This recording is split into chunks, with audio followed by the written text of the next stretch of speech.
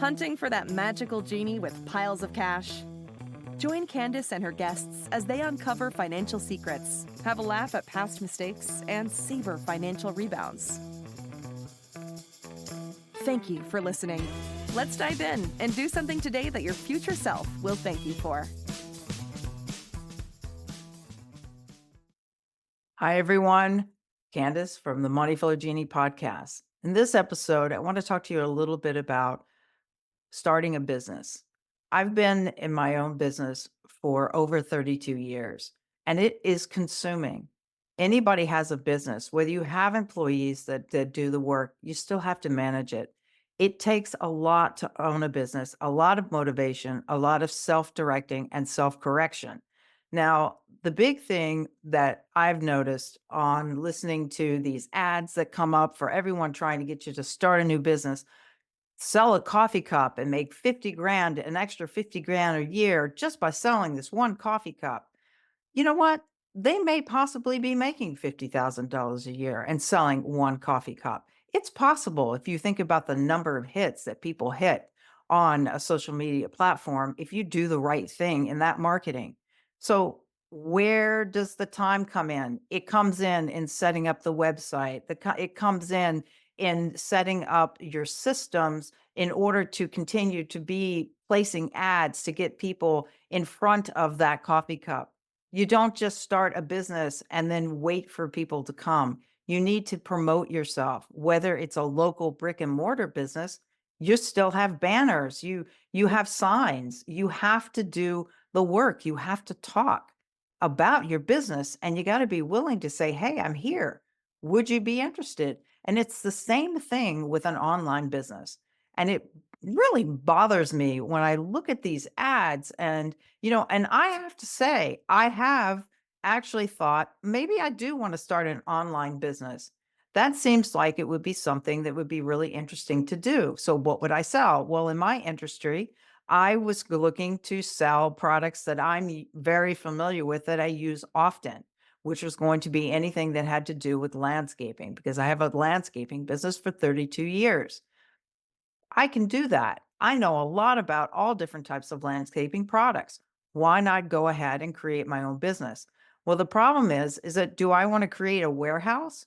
Do I want to buy storage and be able to promote and sell? Well, that is a lot of work to do that. So I looked into this drop shipping business, and that's basically like Amazon, Wayfair, all of these big companies. That's all they are, drop ship. They do have their warehouses now, but called a drop ship business because it means that you're buying from the manufacturer and then they're shipping to your particular client. But it takes work to find a manufacturer that will do that. Now, I want to give you a big tip on this because people that present these programs to you, it can be done and people do well on it. But I want to emphasize the fact that if you're doing drop shipping, you're not going to be getting the wholesale markup as if you buy in bulk. Let me repeat that. You are not going to get the wholesale markup that you will be getting if you buy in bulk. Because when you buy in bulk, that's when you put it into a warehouse and that's when you get your big markup. And that's where you make your money. So when you're doing these drop ship businesses, you need to be able to understand that your markup is not going to be 50% of that product. It's not going to be that.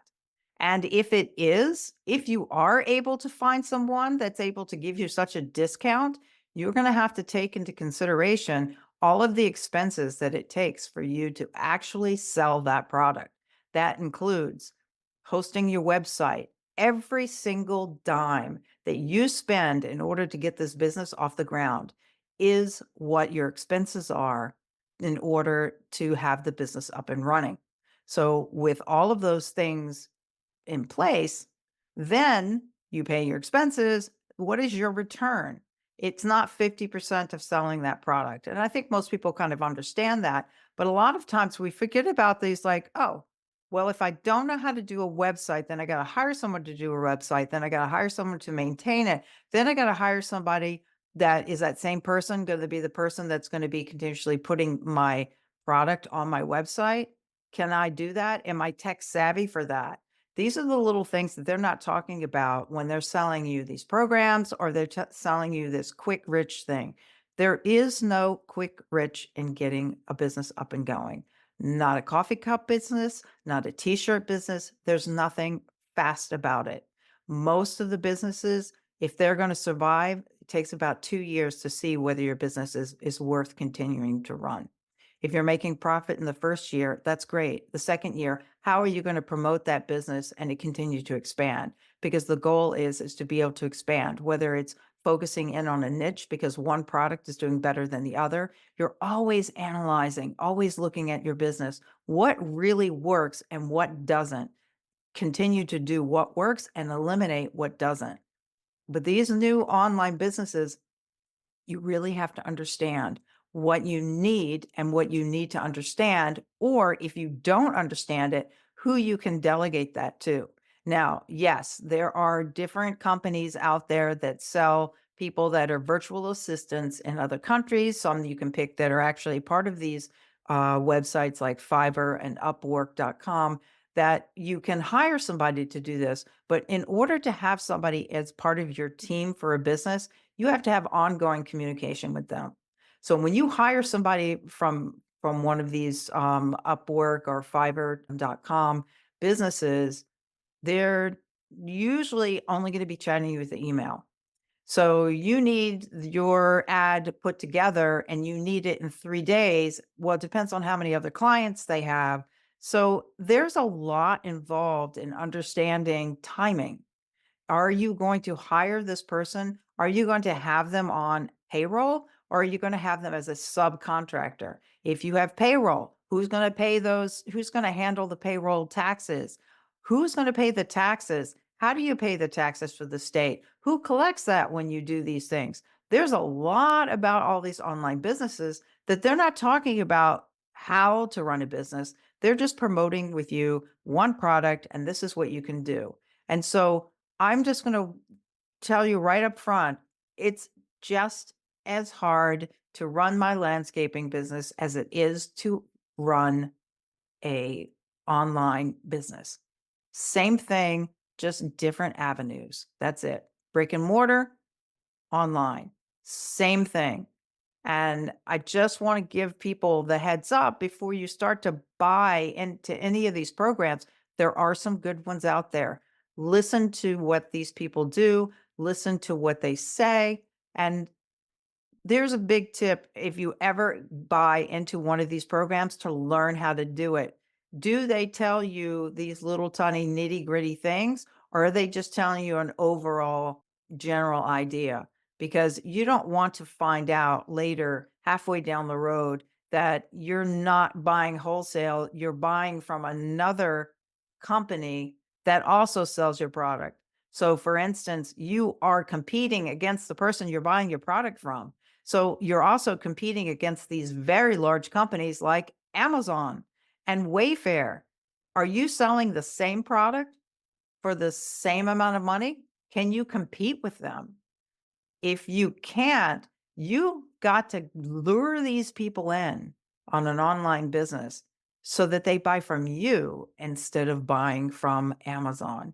I don't know about you, but every time someone says, "Get something," they say, "Oh, I'll go to Amazon, Amazon, Amazon, Amazon." So take that into consideration. There are lots of successful people out there. I'm not saying that this doesn't work, but there is a lot that you have to compete with on the internet and find that zero in niche. And that's why they're talking to you about the coffee cup or the t-shirt. There are ways to make money at this, but you really have to be patient. It's not a quick get rich kind of thing. That's a scam. You want to stay away from those. So that's a little tip on understanding, do I want to start another business? Because basically, this is how the route that I started to go down. And then I realized, oh my gosh, what am I doing? I don't have time for another business. And hence, therefore, my journey continued to begin. How can I make money running my own business using the money that I make to be able to start working for me? And that is a different way of thinking. And it took a while to get that. But in the process, this is the journey of which I came across. And so I'm going to share that journey with you in the next and upcoming podcast. I appreciate you listening. And I hope that this has helped you and made you think a little bit more before you start to jump into starting a new business. Really understand what it entails, because you can delegate these things out, but you really have to trust and you have to know the smart questions to ask in order to get the right thing done in order for your business to be successful. I'm going to repeat that. You really need to know the smart questions to ask to hire the right people, to get the right services, to get the right things done to have your business be successful. And until you get into the business, sometimes you don't necessarily know the smart questions to ask.